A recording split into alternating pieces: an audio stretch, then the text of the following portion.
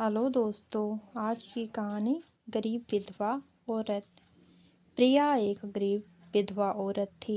वह अपनी सास और 5 साल के बेटे अमित के साथ रहती थी। उसके सास रुक्मणी बहुत गुस्से वाली थी।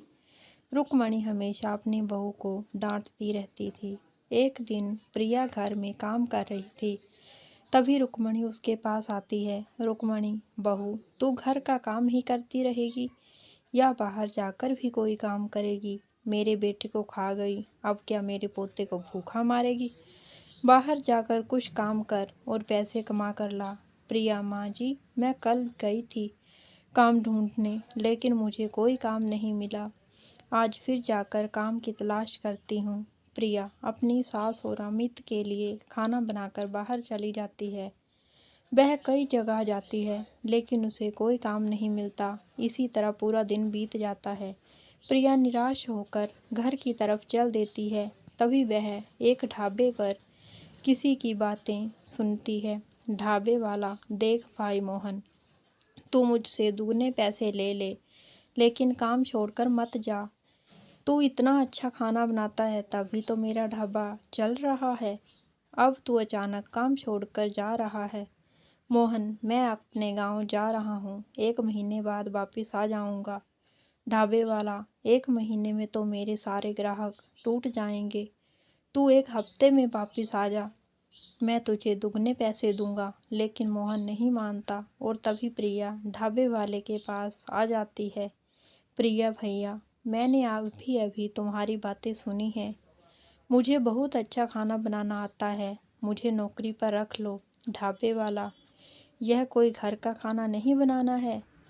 हर दिन 300 से ज़्यादा लोगों का खाना बनता है, तुम कैसे बना पाओगी? प्रिया, भैया, मुझे पैसों की बहुत ज़रूरत है। मेरा विश्वास करो, मैं तुम्हारा एक भी ग्राहक वापस नहीं जाएगा। ढाबे वाला, पहले कहीं काम किया है? प्रिया, नहीं भैया, अभी 1 महीने पहले ही मेरे पति का स्वर्गवास हुआ है, तभी मैं काम ढूंढने निकली हूँ। ढाबे वाले को उस पर दया आ जाती है। वह कहता है, ढाबे वाला, ठीक है बहन, मैं अपना बिजनेस तुम्हारे हाथों सौंप रहा हूँ। अगर मेरे ग्राहकों को तुम्हारा खाना पसंद नहीं आया तो मैं तुम्हें पैसे नहीं दूंगा। प्रिया मान जाती है। अगले दिन से प्रिया ढाबे पर खाना बनाने लगती है। प्रिया बहुत अच्छा खाना बनाती है, जिसमें उसके ढाबे पर लोगों की संख्या बढ़ने लगी। प्रिया को इसी तरह खाना बनाते 1 महीना होने वाला था। एक दिन मोहन वापस ढाबे पर आ जाता है। मोहन, लो सेठ, मैं आ गया तुम्हारे बारे में सोचकर। मैं 1 महीने से पहले ही आ गया। बताओ आज क्या बनाना है? ढाबे वाला, भाग यहाँ से, मैंने किसी और को काम पर रख लिया है। तू तो दुगने पैसों में भी नहीं मान रहा था। यह औरत बहुत अच्छा खाना बनाती है, अब तू अपना रास्ता नाप। मोहन बहुत गुस्सा हो जाता है। मोहन, मैं भी देखता हूँ यह ढाबे पर कितने दिन काम करती है। इसके जाने के बाद तू मेरे पास आएगा, तब तुझे मैं दुगने दाम देने होंगे। मोहन वहाँ से चला जाता है और प्रिया को ढाबे से निकलवाने की तरकीब सोचने लगता है। इसी बीच ठंड का मौसम आ जाता है। प्रिया को कभी कभी ढाबे पर रात को देर हो जाती थी। ठंड के मौसम वह ठिठुरती हुई देर रात घर पहुंचती थी। एक दिन वह रात को वापस अपने घर जा रही थी, तभी उसे रास्ते में मोहन मिल जाता है। मोहन, सुन, वह ढाबा मेरा है, कल से वहाँ से काम छोड़ दे, नहीं तो मुझसे बुरा कोई नहीं होगा।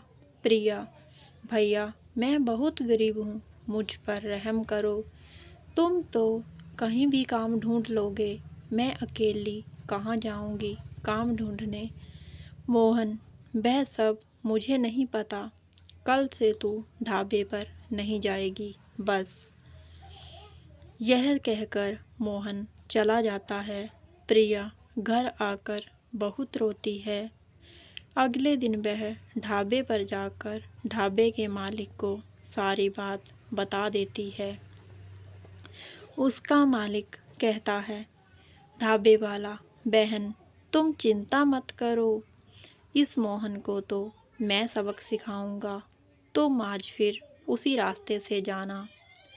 प्रिया, भैया, इतनी सर्दी में वह सड़क सुनसान रहती है, कहीं मोहन मिल गया तो पता नहीं मेरे साथ क्या करेगा।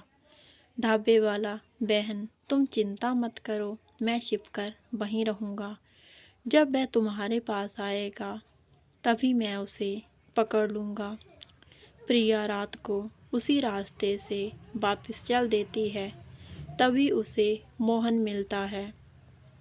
मोहन, मेरे मना करने के बाद भी तू ढाबे पर गई, अब तुझे मैं नहीं छोड़ूंगा।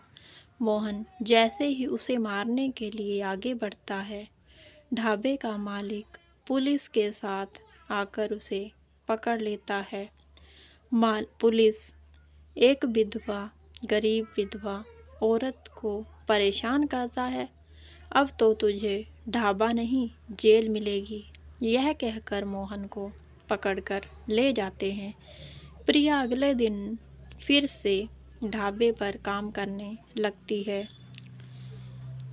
ये कहानी सुनने के लिए आप सभी का बहुत बहुत धन्यवाद। मैं आशा करती हूँ कि आपको ये कहानी पसंद आई होगी।